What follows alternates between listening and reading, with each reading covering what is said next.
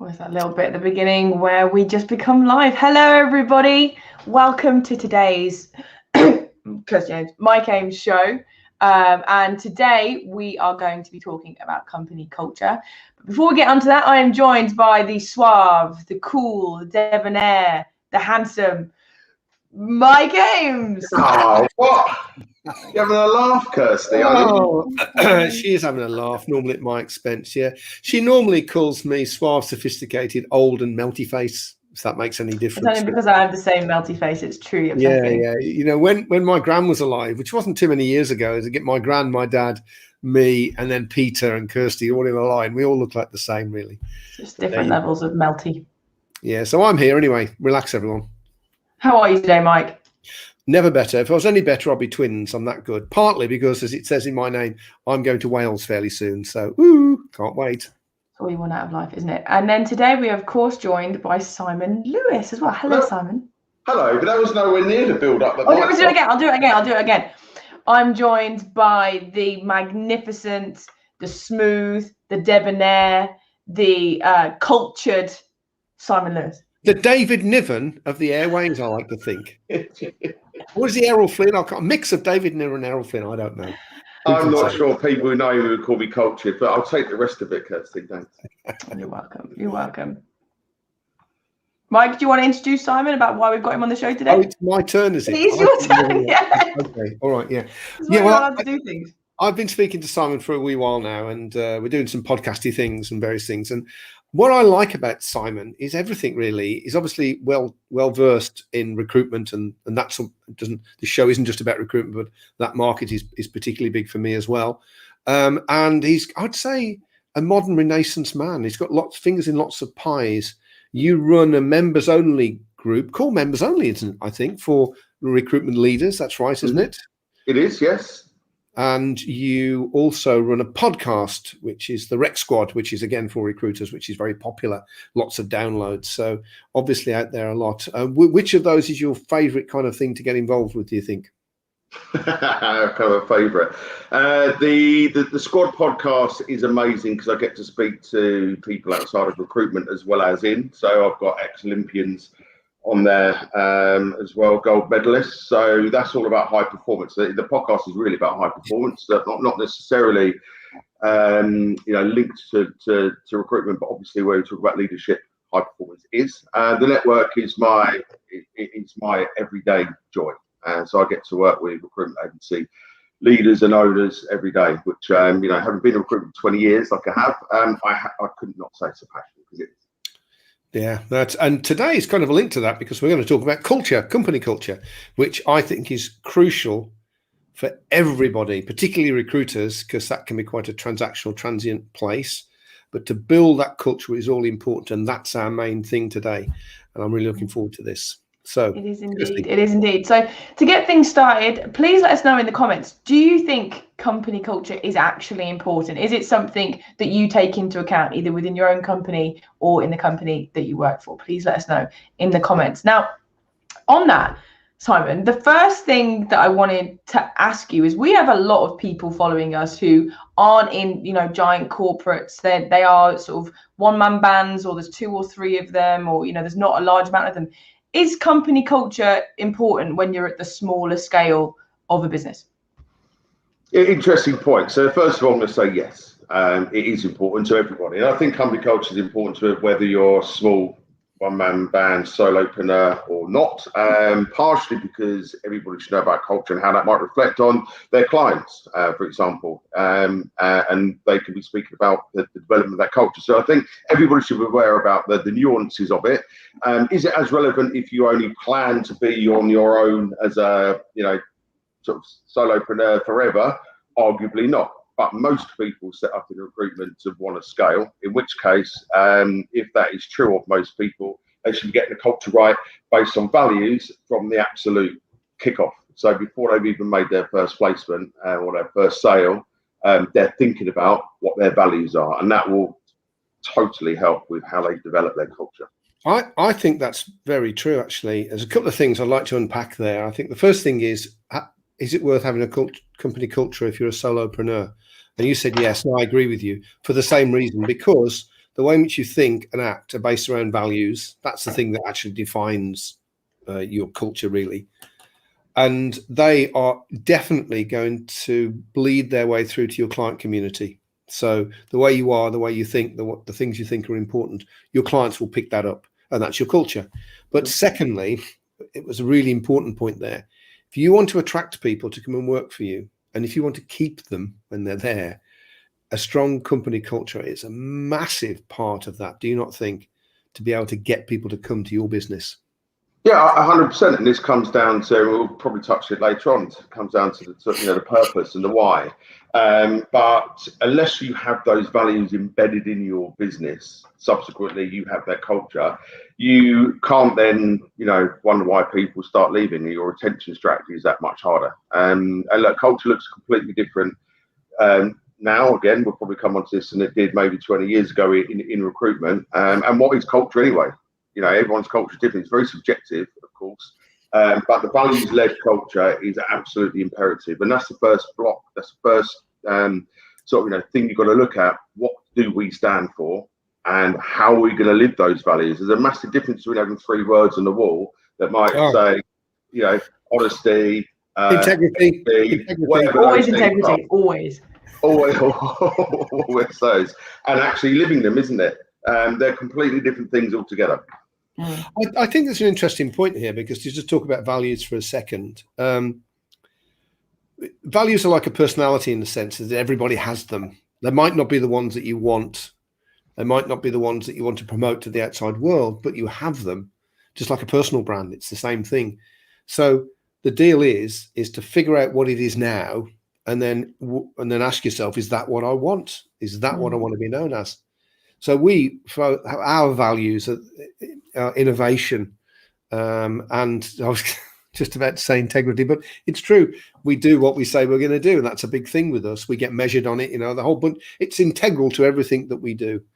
And I think that when you look at values, it should be that integral part, because that's what's beginning to form your culture. And if you don't have that, I think it is very difficult to retain good people, because people want more than just money these days, don't they? I mean, it's not just about hey, look at this salary and commission scheme we've got here. It's yeah, that's all right, that's good. You got to pay what you got to pay, but what else then? And that's where your culture really comes into play, I think. I think so too. We've had some really great comments. So we've had somebody says it sets the tone for the soul of your business. I love whoever wrote that. That terminology is absolutely fantastic. Yeah. We've got Gavin saying, it determines your workforce, which I know we're going to come on to, and to keep people motivated and working there. We've got Nigel, who says, people buy from people, and your culture helps to define your people, which I like. Nigel. Yeah, just putting that in. What I like about that is the word drilled. Into. Well, with some people, not mentioning names, Nigel, you have to drill them in. But hey, let's look at that. Never let it be said that Mike Ames is a subtle man. Never let it be said. And then we have got a really good thing, and sort of the first question that I've got here. So somebody asked what determined corporate culture, and somebody said it was from the employees. And Gavin disagreed and said that it came from the leaders. And I'd be intrigued to think, Simon, what your opinion is on this. That's an interesting point. Simon, yes. Really interesting point. So the membership, my recruitment leader network, the values that we have and the way that that's run has come all from the members.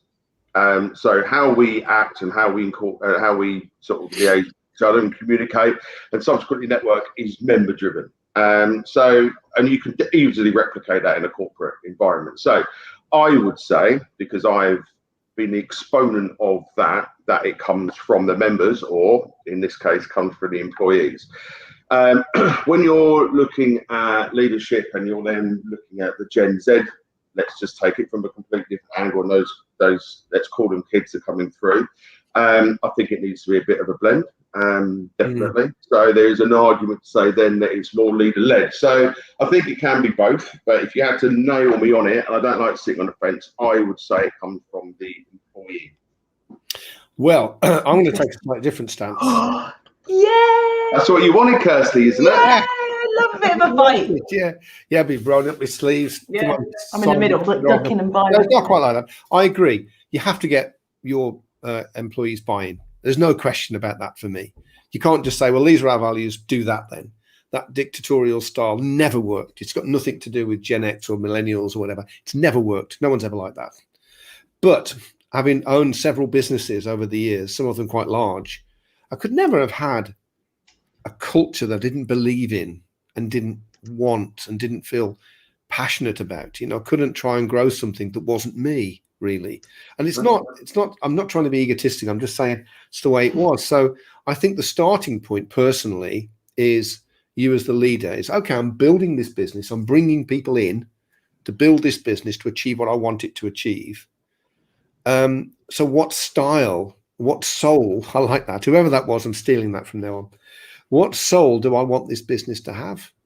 And that's your first point. But then if what you want is completely at odds with your employees, I think it brings to your second point there, actually, Simon, is you have to have a blended approach to it.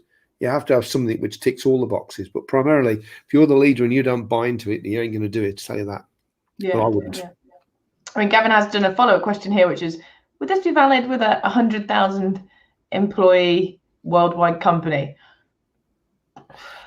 Okay, now you got Gary's gone on the extreme there. In which case, I would say that he's got to be leader led, because then you're what's the expression, herding cats. Otherwise, I would say that. So where Gavin's concerned, where that's concerned, I would agree. That's the leadership led. So maybe it's dependent on the size of organisation. Yeah, very true, very true. Okay, so now, I mean, I know we talk for hours, and I know quite easily. But one thing that I do want to ask is, obviously at the moment, as we've previously spoken about, culture is really important, and attracting employees to your culture is really important. What is sort of the biggest thing around culture that you think is important right now, Simon? What's the thing that people should be thinking about, taking into account, or wondering about, discussing right now? Okay, so the obvious thing is to say that, working from home, remote working, whatever, and how that's going to look from organisations that have fixed offices, which many do, right? At the moment, I don't know a single recruitment agency out there that is finding it easy to find staff for their business. I think I've never known it in 20 years in recruitment. I've never known it to be so difficult, seemingly, to hire talented recruiters. Now, it's probably, and we discussed this previously, possibly something to do with furlough, arguably something to do with not wanting to take a leap. Equally, there are many organisations, many people that they might have been attracted to business that now set up on their own. There are absolute swathes of startups. I've never known anything like it. The company's house is ridiculous. How many startups there are? Personally, I think that's unsustainable. But anyway, that's another topic. I think, therefore, what's the default? What do people do in this instance? They all go to graduates. They all look at it and go, well, there's millions of graduates about to finish university, which basically they've all done now. So there are hundreds and hundreds of people. Let's face it, most recruitment people fall into recruitment. So why not continue that silo, which I do hate, but it's what's going to happen. So then you're looking at this Gen Z that I was talking about earlier in reference, that's going to be a completely different thing. So if you are then looking at how you're going to blend those people into your culture, they, like you said earlier, Mike, don't care so much for the cash. They want to know what the values are, and they genuinely really do. When I used to interview back in 15 years ago, I wanted people to say they were there for the money. That's what I wanted, because that in turn meant they were passionate and they were driven. They were going to go for it. Now, in many instances, that of course was true, and possibly still might be. But the Gen Zs I know, and I've got two of them working with me, don't really care about the money. They look at it that the money will come as a byproduct of doing a really great job, really purposefully driven, with brilliant ethics and values. So you've then got, potentially, if you're an organisation that's been going for 20 years and you've got multi-blended, culture in there, having to start looking at a completely different way of working. Can I just ask a question of the viewers as well? Do you think money is important to younger people now? Are you finding the same as Simon has just said from his example there? I'd be interested to see what you think. I happen to think that money is always important, isn't it? But I happen to think with you, it's not just everything now, whereas perhaps years ago it was.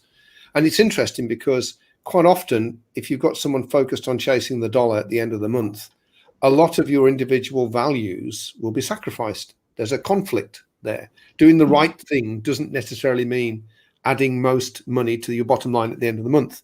And so to get people that are very focused on the cash, that's fine. But your company culture is making its own way then. The company culture is about the money. And maybe that's what you want. I don't know.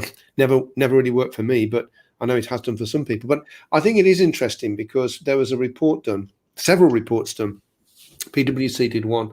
Robert Half did one. I think Ernst & Young did one on what is attracting people nowadays. It's a really interesting report when you read them. And we've summarized them all into one report. If you want them, they're on the Recruitment Pioneers. You can just download it. But of the 7 things that people wanted, and money was in there, of course, things like autonomy.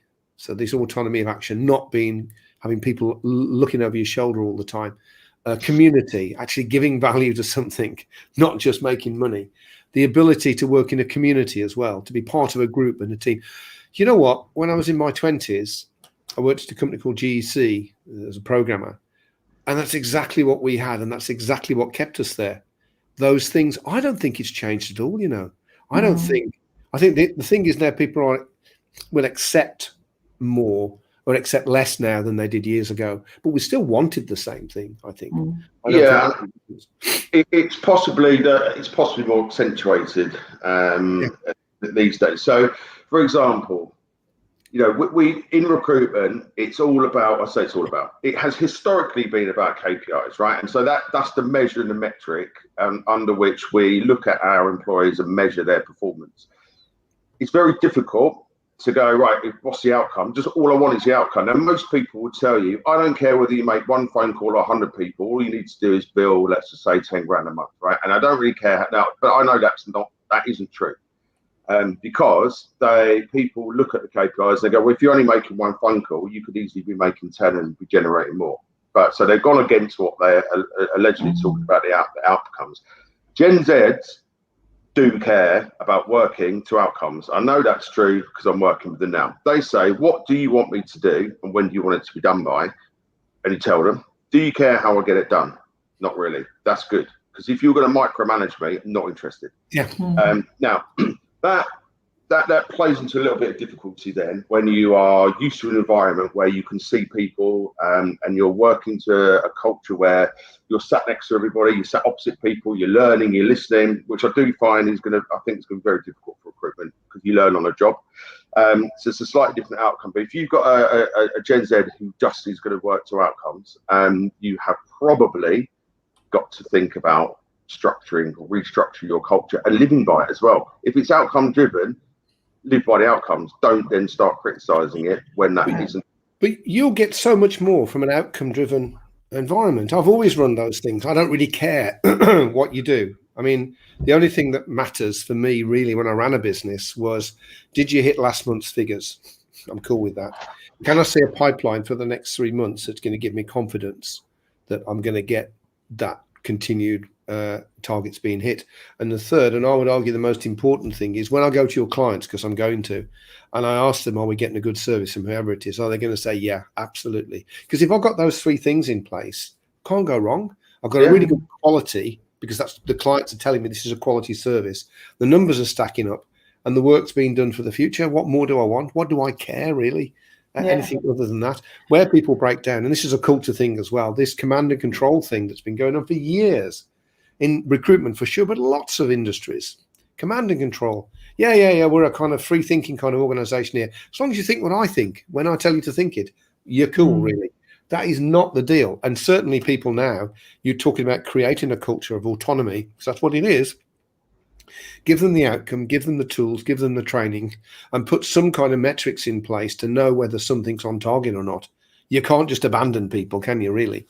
I think, and you have to let them go. Failure is a key part of, I mean, our culture, failure is a key part of it. I celebrate it because it means we've gone to somewhere new and learned something, probably how not to do something, actually. I mean, don't make the same mistake twice, you understand, but culture is that culture that you're creating, you've got to bear it out in what you do, haven't you? You can't just talk about it, you've then got to live it.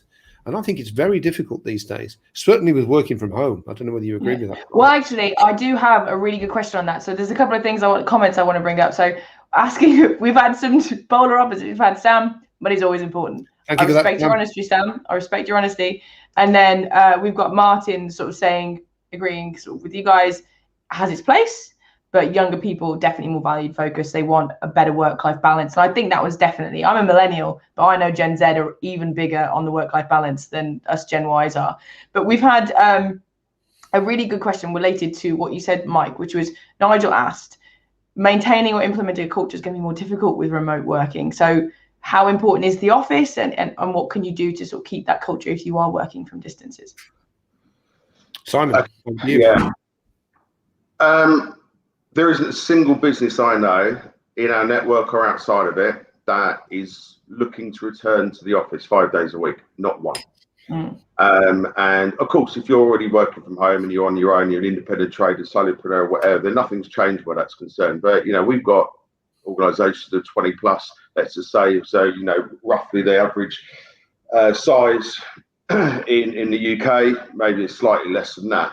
But they've got an office, they've got a lease, and they've got 3 years on it, and they just can't get out of it. So what do they do when they're being told blatantly? And even the leaders of those businesses don't necessarily want to go back 5 days a week. So that's a different thing as to how they're going to utilise their office space. But for me, I think that it's absolutely imperative that everybody gets together at least once a week, ideally twice. What you can do, you can set a culture which is absolutely free to work from home. That's great. That works for you. And of course, people are going to be going out on client meetings again, aren't they? And not everything's going to be on Zoom because people fundamentally, it's not the best way to do business. So the people are going to be going out and about, but they don't necessarily have to then report back into an office. But I think it's imperative that people that have got multiple numbers of staff, and that might just be 2 or 3, get together at least once a week and have a session, not even a session, where they can just bond with each other.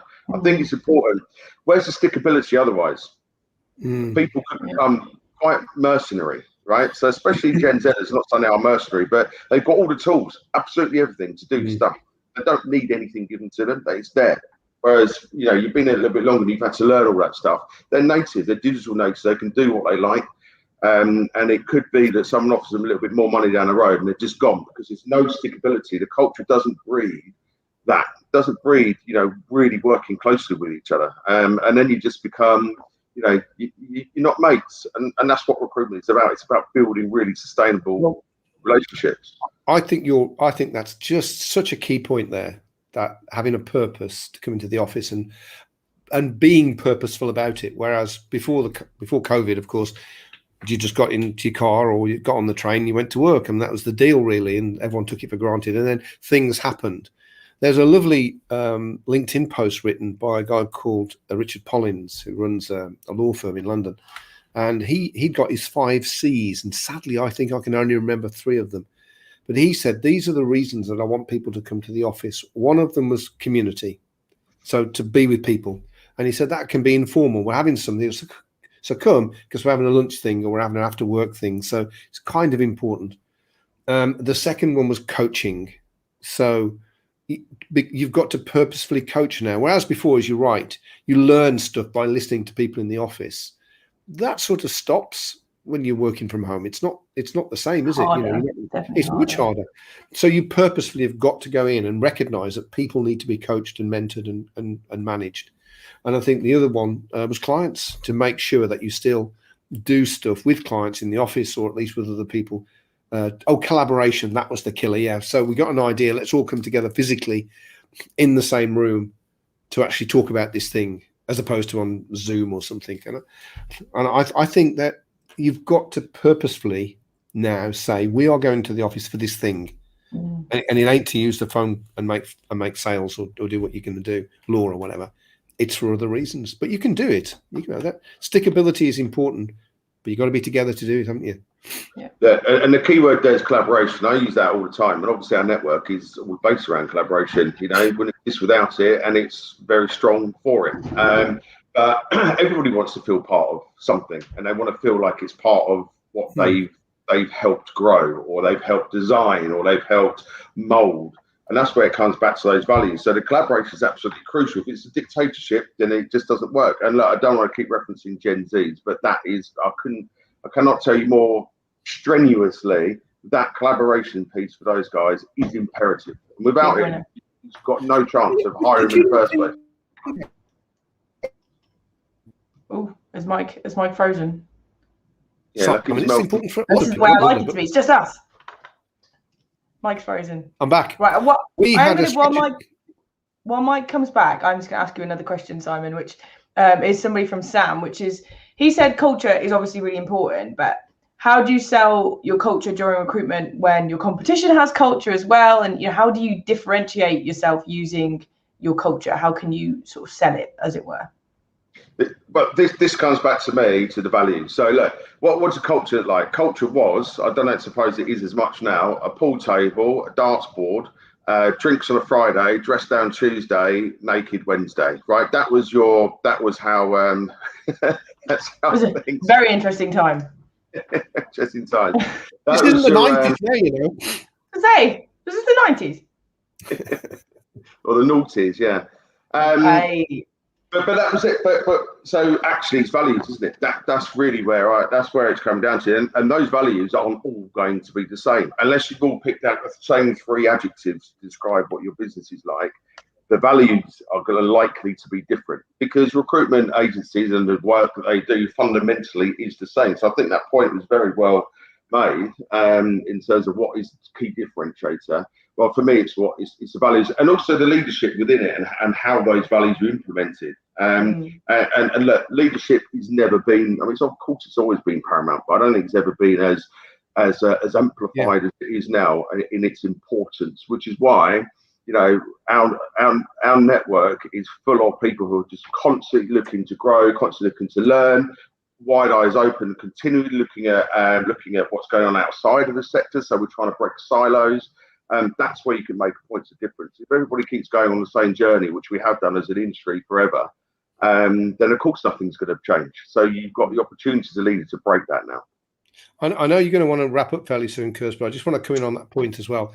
I think there's a lot of people out there that do talk a good game with culture, but very few of them actually do it.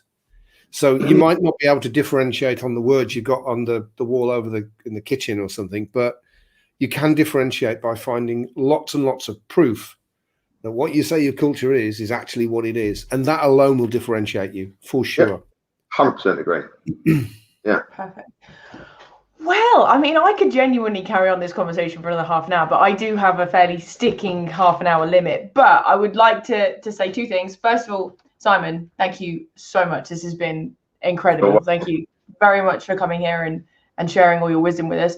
There have been a lot of comments, and I've managed to get most of them up online, but I know that Mike and Simon will both sort of go through and answer any comments that I haven't managed to pull up in the time that we've had. So thank you to everybody else who's been getting involved with the course today as well. So in a second, I'm just going to come to you, Simon, and ask you for a tip, for a business leader and what they can do in their culture.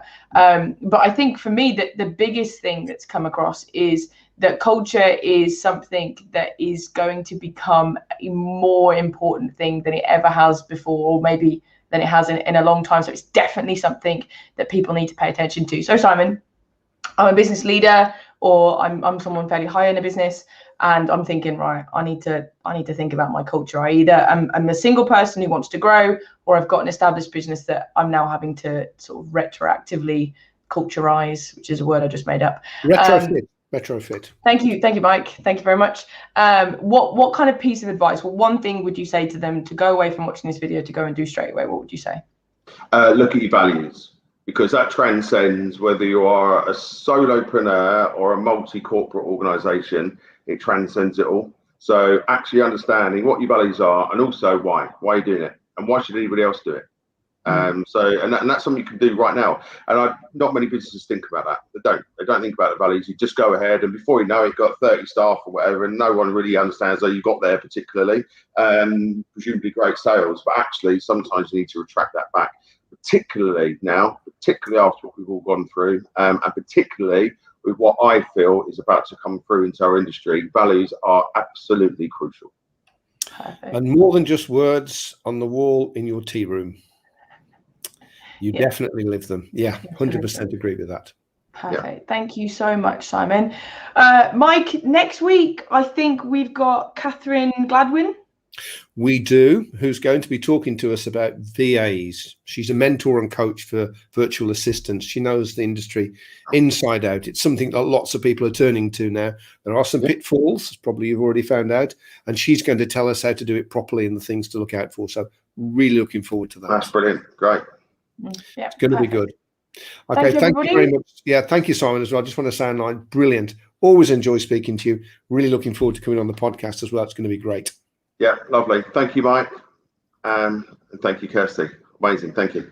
Thank you.